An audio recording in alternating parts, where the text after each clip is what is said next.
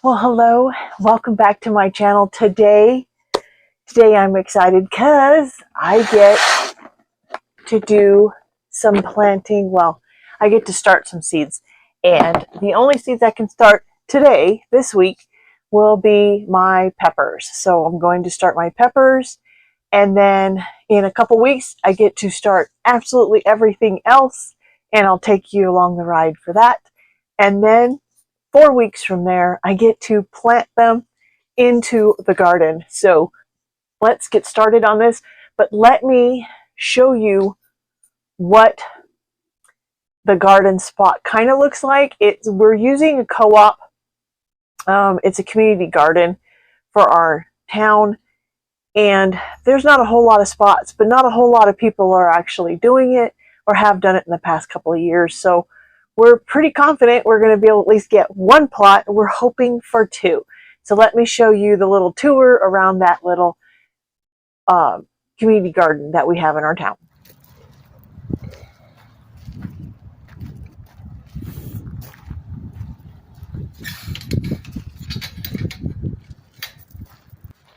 Okay, so that's, I think, where you can put your surplus stuff.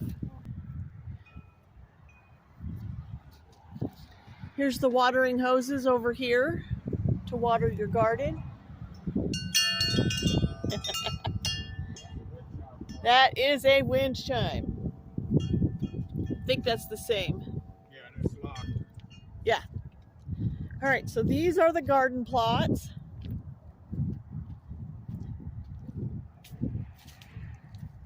The walkways in between. So you've got a little spigot sometimes at a garden spot and sometimes not. These are the in-ground. So if we want a 20 by 20, I do believe this is a 20 by 20 on this one. These are half the size, but if you want a 20 by 20, you get two. How much do they cost? 20 by 20 is $40. Oh, that's not bad. So, whoops. Pretty good looking. We can put like garden stakes up, or like trellises, but they can't be over 4 feet tall. I think it's 4 feet tall.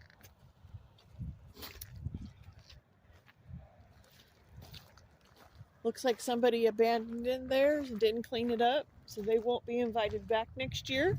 Looks like a couple people.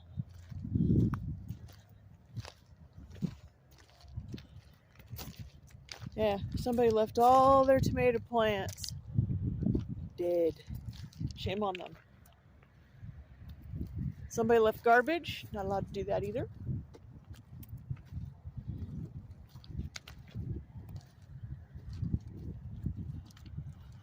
Cute bench. I like that. That's cool. Looks like somebody amended part of their bed and they want this one back for next year or this year. I don't know what these little itty bitty ones are for. Looks like somebody amended that one also. Somebody abandoned this one. Looks like raspberries or something. Maybe it's the cities. Maybe this one's the cities. No, it says they put dill. So how much are these ones? I don't know. I'll have to look them up. Okay. The smaller ones, these are raised beds, and these are size, and these are here are the smaller ones. Yeah, these are the raised beds. I can't remember how much they are. I think I would much rather have one of those over there. Yeah. This triangle one would be useless.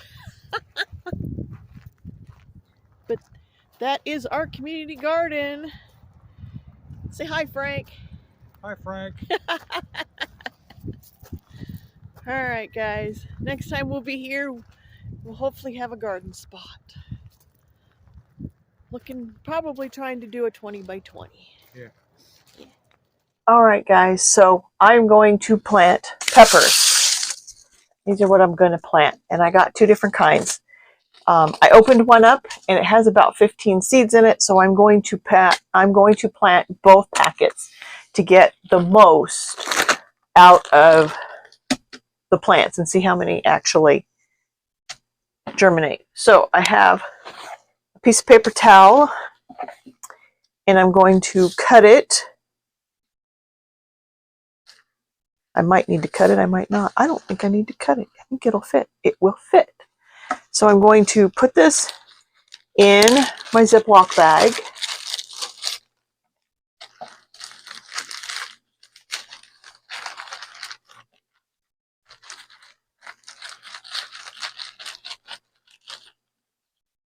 Open it up so that there's paper on both sides. Give it a little bit of a spray with some lukewarm water.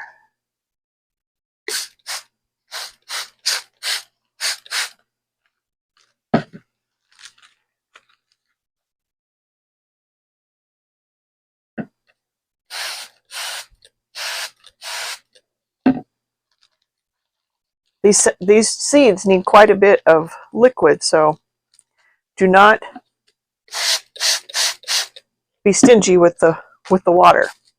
All right, so now I'm going to sprinkle these in there.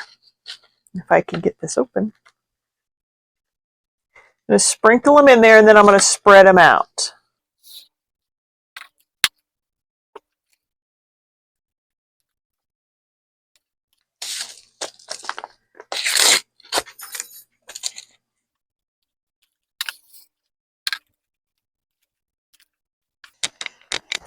So let me show you what it looks like inside. It's all spread out in there.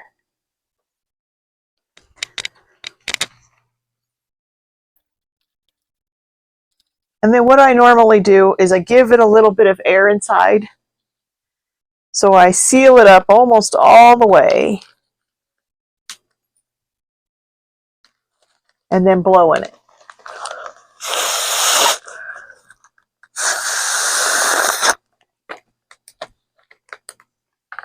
And then I have a little poofy. And then I will put it on my window. I have a little stack over there, and I'll show you what that looks like after I get these all planted.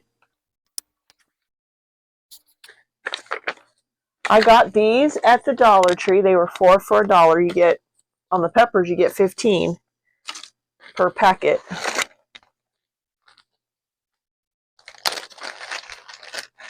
Which, if they all sprout, that's 15 plants. Not bad for a quarter.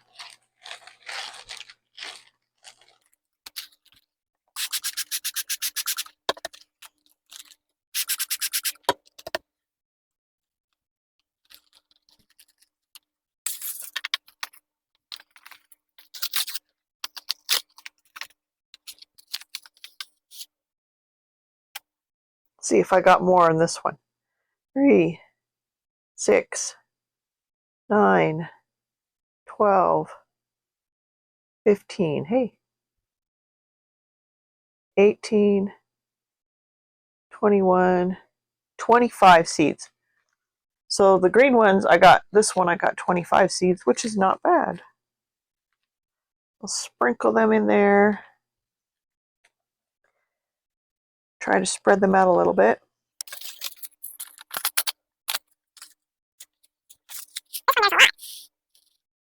I want to say that's more than 25 seeds.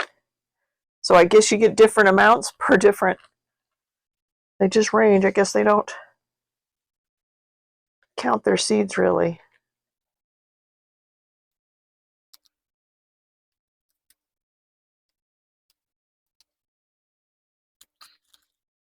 Okay, I think I got somewhere around 50 seeds in there, maybe more. Close this up. Blow some air in it. Now, because these are not airtight, they will deflate every single day. I will blow them up until they sprout, and then I'm going to put lights on them so that they have some grow lights on them. So let me put these guys over on my window, and I'll show you my setup. All right, guys, I know it's kind of hard to see because of the sun reflecting back, but I have these plastic, well, they're wire shelves covered in plastic, and so I have 3 of them. There's 1, 2, 3, and then I got the bottom, which right now I'm not putting anything on. And then a little miniature fan to blow air once they sprout. And then they're going to get natural sunlight during the course of the day. And then I'm going to have LED grow lights on each one to give them a full 12 to 18 hours of full spectrum light to grow. So that is my start of my seeds. So let's get on to a gluten-free pizza recipe that you can prep and freeze and then have it anytime you want. All right, guys, so let's make some gluten-free pizza dough. So we can pre-make pizzas, put them in the freezer, and then when we want a pizza, you don't have to go through the whole gamut of making the entire dough. Just make the dough.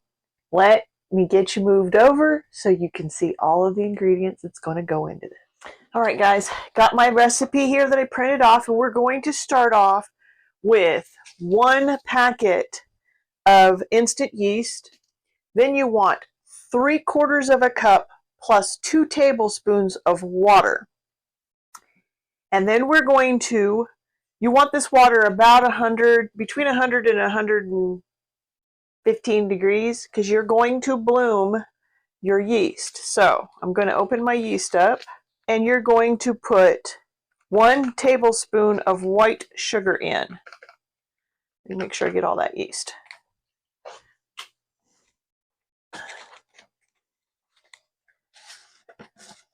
I keep my sugar in these. I got them from Dollar Tree. Works great. My area, I don't have a lot of space. All right, so 1 tablespoon. And then I'm going to give this a stir.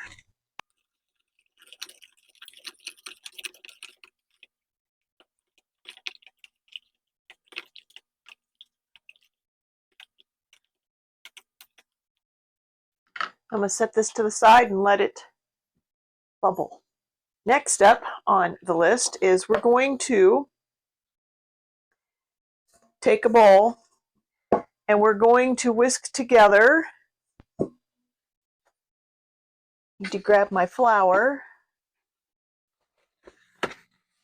Yes, I recycle everything. So here is my gluten-free baking flour. I got it at Winco, so in the bulk section. So we are going to need 2.5 cups of all-purpose baking flour, and it has to have xanthan gum in it. So if your flour does not have xanthan gum in it, you need to put some xanthan gum. I do have it somewhere around here. Right here. I have xanthan gum. Okay, that's what I get it. That's Bob's. So 2.5 cups.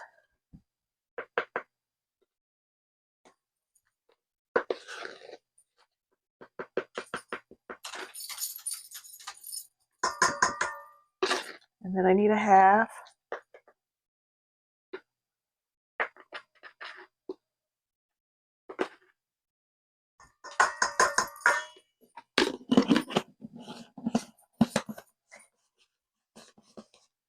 Need 1 teaspoon of baking powder.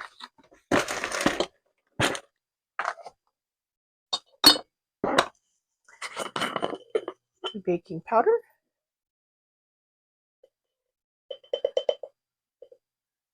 One teaspoon.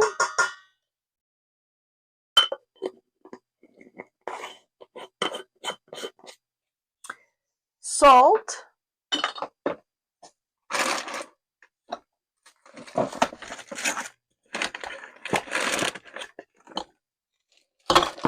I refill this salt container over and over again. This is actually Winco salt that I got in bulk.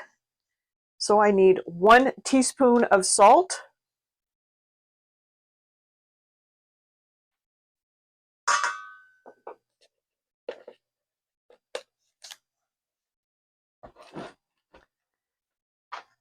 Stir this up real good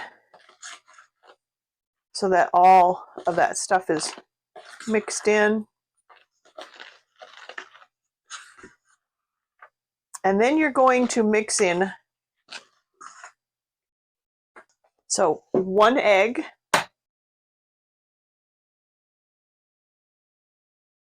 1 teaspoon of vinegar.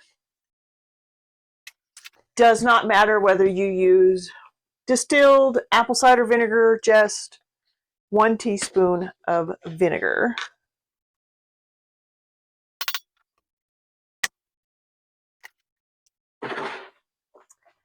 Five tablespoons of oil. You can also use olive oil. You can use avocado oil. Or for me, I'm just using vegetable oil because that's what I have. And now let's check on our, whoo, look, it has bloomed nicely. So now we're going to add that in. Okay, so now that you got all your ingredients in there, you're gonna mix this all together.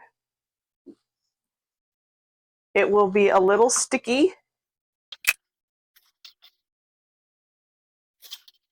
Get all that flour and everything mixed in.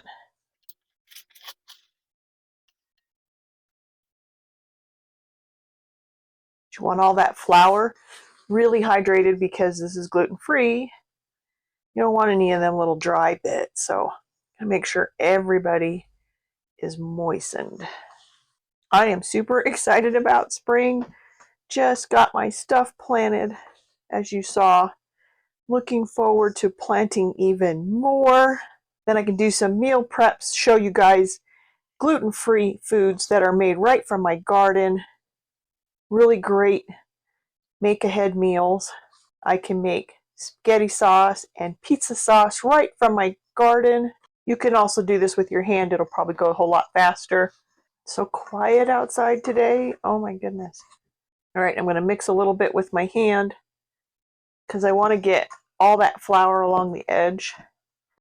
Let me know in the comments down below if you guys are going to be doing a garden this year, and if you are, what are you planting? I would love to know what you guys are planting. It's funny, every time I do one of these videos, my dog thinks I'm talking to her. So she's in the kitchen staring at me thinking I'm talking to her. It's funny. All right, guys, now that it's all mixed up together, we're going to take a piece of plastic wrap. We're going to put it on this dough and a towel, and we're going to let it rise in a nice warm place.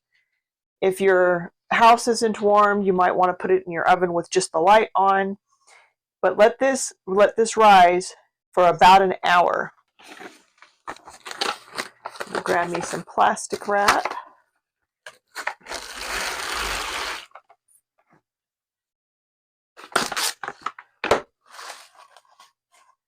I'm going to put it on the dough so that it has a less of a chance of drying out because we're not putting any oil on there. And then I'm going to grab a towel, cover it up, and then I'm going to put it in the warmest place that I have, and that's where my it's where my seedlings are growing. So this is where that's going to go for an hour. So let's head on over there. All right, guys, so I have it rising with where I have my seeds planted, and in an hour I should have it doubled.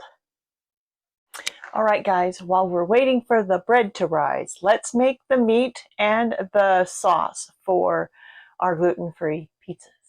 So let's start with, I'm going to heat up my pans. I'm going to start with making the sauce first. This pan needs to heat up a little bit. So what we're going to take is a can of tomato sauce, a can of diced tomatoes, and some powdered tomato paste. If you don't know how to make this, is super simple. You take fresh, and I'm reusing jars. I reuse jars because why throw them away? How you make dehydrated tomato paste is you take fresh tomatoes and you dice them up really small. If you want to take the seeds out, you sure can. I did not do it. I left the seeds and the skins on. And then I put them in my dehydrator and I let them dehydrate for about 15 hours. Once they were super crisp, then I pulled them out, put them through my coffee grinder. Then I laid them out flat and let them dry some more. And then I put them in the jar. And then you have powdered tomato paste. So let me open these cans. we'll get making this sauce. Okay, so to the pot, we are going to add a little over 2 cups of water. Remember, the tomato paste is dry. Going to add our can of tomato sauce. Make sure you get all of that.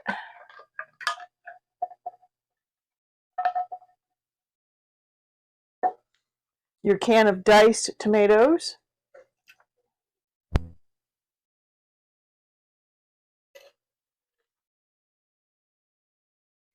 If you want more of a smoother sauce, you can blend this down or not put the diced ones in at all.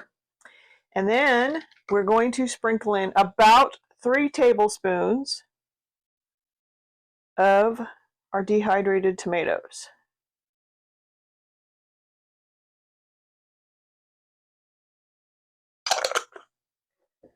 Give this a stir. Blend in that dehydrated tomatoes.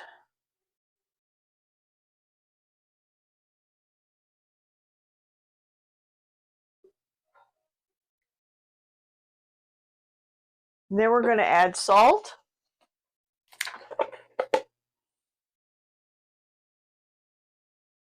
Maybe a teaspoon. You're going to be able to add more salt as this cooks. You will add pepper. Now, if you guys saw my haul, you saw I got these for $1.19 a piece. And now I'm making spaghetti sauce with them. Sprinkle it on. Garlic and onion powder. Again, cook by your heart. Sprinkle it in. Give it a taste if you want more. I would say start with a couple of teaspoons and work your way up. Now I'm going to add some paprika in. Couple of teaspoons of paprika. More if you want more of that warmth. I'm going to add some oregano. Now I don't use Italian seasoning, like pre-made Italian seasoning, because one, I'm gluten free and I never know what they put into it. But if I look on here and I can see that the only ingredient is oregano, then I know that there isn't anything else in there. I probably put a couple of tablespoons in here because I like oregano. Also like parsley. Next is parsley. Almost just want to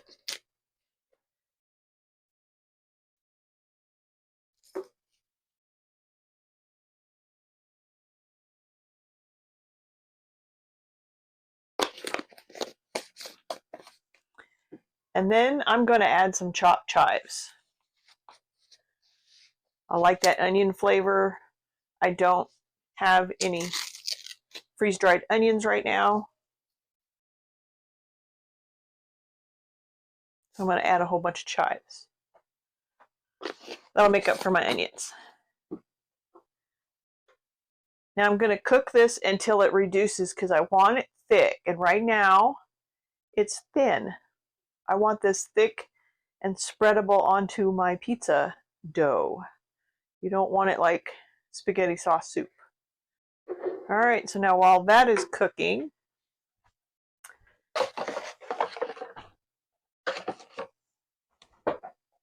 we're going to start our sausage and hamburger. I'm going to do both because I don't have any of my ham diced.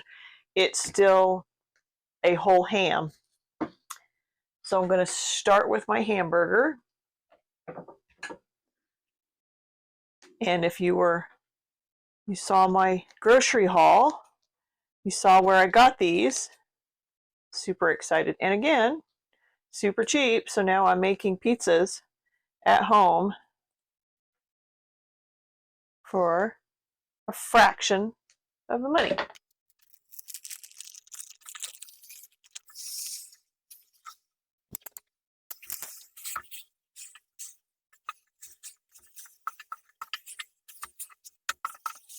Add some pepper with some salt.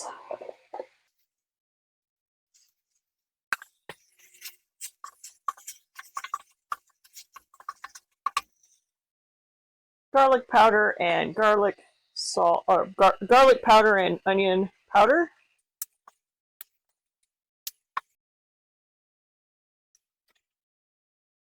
I will be back when this is reduced and all of the hamburger is cooked. I'm also going to cook up some sausage. I'm not going to season it other than a little bit of onion and garlic powder, maybe some salt and pepper, and that's about it. You don't need to watch me make this. Super simple. I'll be back when I'm ready to put all the pizza together. All right, so I did blend it a little bit. It's still thin. It still needs to cook it down a little bit more, but let's do a taste test to see if it needs anything. Super hot.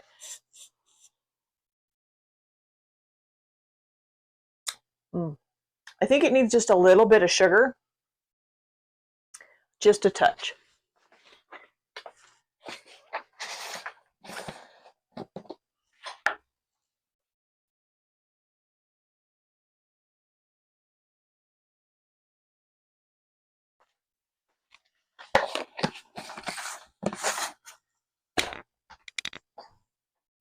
Give that a stir. Give it another taste. This is mine, so I can redip.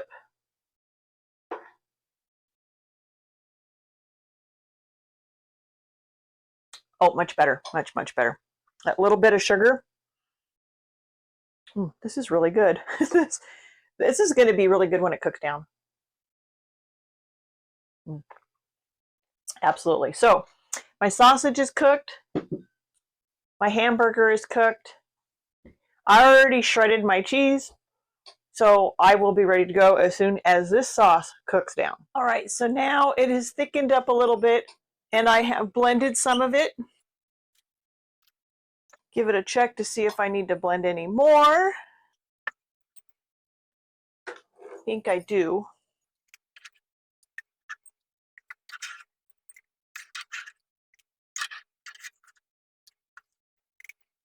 I'll blend this up. Okay, all blended.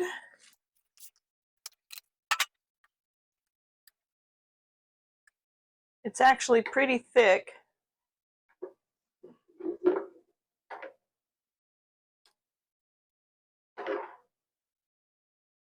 Which is really nice. I'm going to let it cook down just a little bit more. So it's kind of thicker when I put it on the pizza dough. The sauce is now cooked down about half. So the sauce has cooked down about 50% down, and look how nice and thick it is. It is now ready to be cooled. I'm going to turn it off, take it off the burner and let it cool. Once it is cool, we can start making our pizzas. Okay, so the dough has risen. My house is not very warm, so it didn't quite double, but it did rise. So now I'm going to take this plastic wrap and I'm going to put the dough in it, and then I'm going to put it in the fridge for about 15 to 20 minutes to let it rest, cool off, and then it'll be much easier to roll out. So there is my dough. There it is. I'm going to put it in my fridge for about 15 to 20 minutes to just let it cool off, and then it'll be easy to roll out. All right, so the dough has now sat in my fridge for about 15 to 20 minutes. I'm not quite sure. You're going to need some more gluten-free flour and a rolling pin and a mat or on your countertop. You also need something to cut your rounds. If you have like a large round lid or something, I'm going to use one of my plastic Dollar Tree lids. This is also going to make my regular pizzas and my pockets that I'll fold in half. All right, first I'm going to unwrap my dough. Lay some flour down.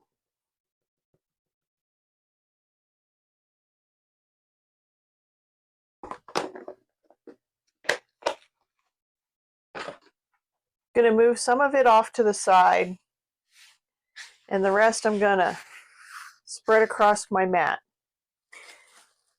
Roll this out.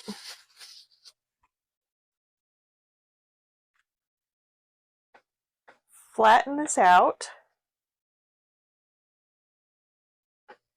And then I'm going to roll this out. Now, the thinner you make this, actually I think I want to cut this in half. This is a pretty decent size. This is a decent amount of dough, so I'm going to cut this off to a little bit of a half.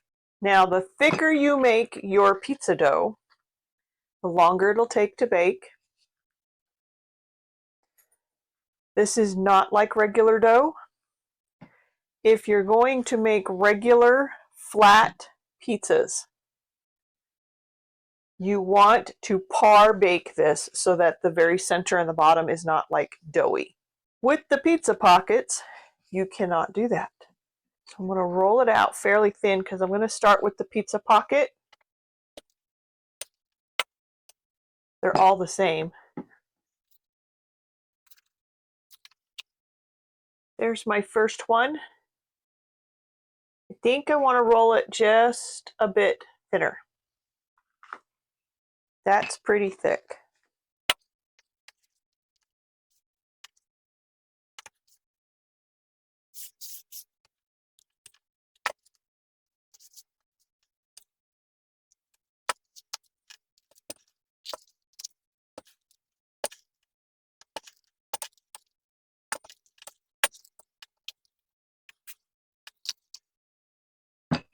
Now you could totally just make the dough and just divide it up into whatever size portions you want and then just freeze them.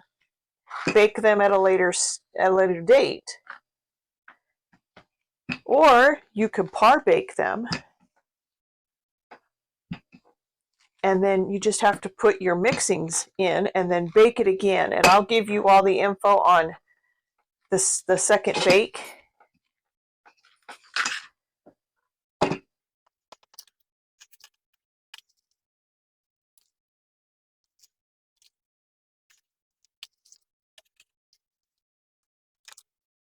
My anti-stick mat is making it where I don't have to really add any flour. So if you can get like a pastry mat, it helps to not have to add extra flour in.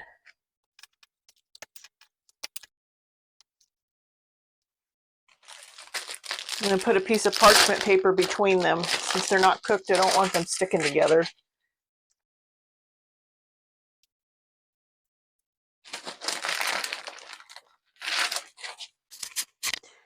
Now remember, you could knead this because it has no gluten in it. It's not going to get super tough. So knead your dough so that it's nice and smooth. When you go to roll it out, it'll stick together really well. Don't add too much flour, but if you need to add flour, add just enough to make it where it's not sticky. But I didn't have to add any extra flour. I have extra flour on my mat, and I have not used but what I spread out, and I even just moved some of that away. So the amount of flour I put in was perfect for this. All right, guys, all of the pizza doughs are now made. So what I'm going to do is some of them are going to be pizza pockets. So I'm going to take a little bit of this sauce that's now cooled off, not very much. We're talking very, very little. Because remember, I'm making very small. Very small. I want a little bit of mushrooms. So I have some diced mushrooms. Just a few little pieces. Some black olives that I've diced up. Just a few of those. Because remember, not a very big spot.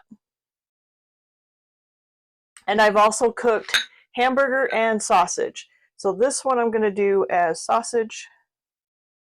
This is all nice and cool. And I have some cheese.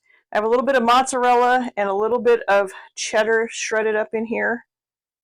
I'm going to add a few little pieces. Got a little bit of water. Wet the edges.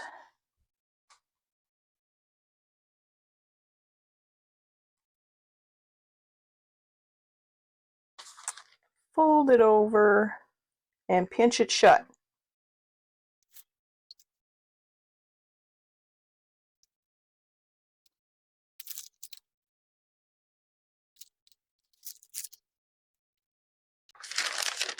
Just like that. I'm going to put it on my baking sheet and move on to my next one. If you're going to make regular flat pizzas like this, par bake this. Put some olive oil or some oil on top and bake it for between 10 and 12 minutes until it's no longer like really doughy. Then you can put all your toppings on there and then bake it again for initial 8 to 12 minutes, and then you'll have a regular pizza.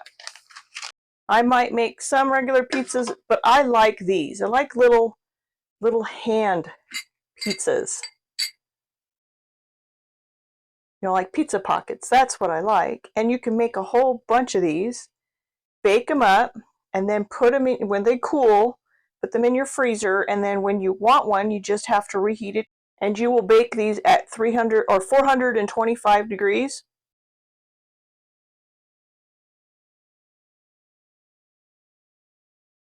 And unlike regular pizza dough, this doesn't stretch because, again, there's no gluten in it, so don't try to stretch it.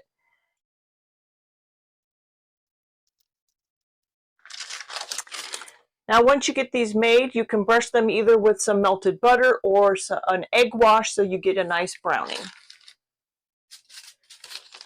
I'm going to finish these off and then I'll be back. All right, guys, they are out of the oven, cooled off for probably about 5 minutes. We'll see which ones I like better. So let's start with the hot pocket side.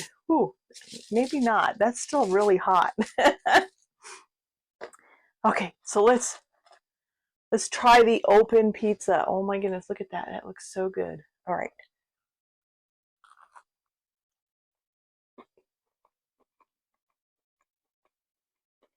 Okay.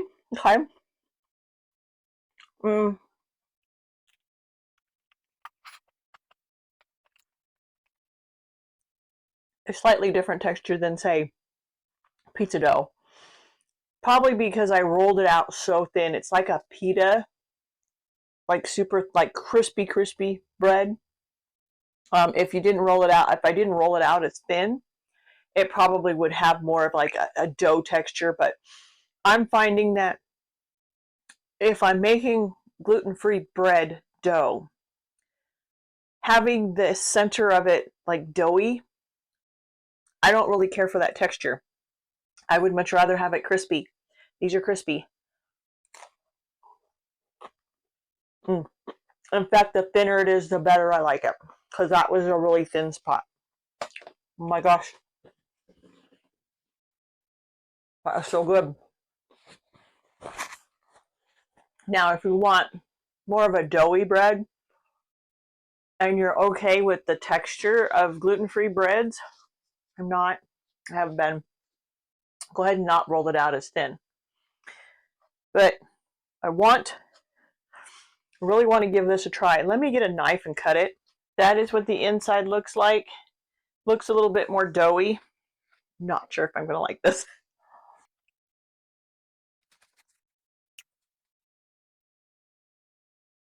It's not bad. My preference is the flat pizza. But I'll eat these. I think for these, I probably sprinkle a little bit more like Italian seasoning or something to help the dough have a little bit more flavor, because I'm tasting a lot of the dough. And like I said, I really don't care for bread dough. But these flat rounds, these are good. I put a little bit too much oil on this. But I like them really thin. Yeah, thin. This is good though. You get notified when I upload another one of these videos. And as spring gets closer in, I'm going to be doing more. I'm going to add in my gardening into it because it's food, and I'm going to do food prep and I'm going to do them gluten-free. So if I can make really great slow cooker, instant pot, oven items, gluten-free, really great recipes. If you enjoyed this video, go ahead and hit that like and subscribe button. That way you'll get notified each time I upload one of these gluten-free videos. And as spring is coming now, I'll be adding in some of my gardening so that you can see what I'm pulling out of my garden and what I'm making, as in prep meals or gluten-free meals or non-gluten-free meals.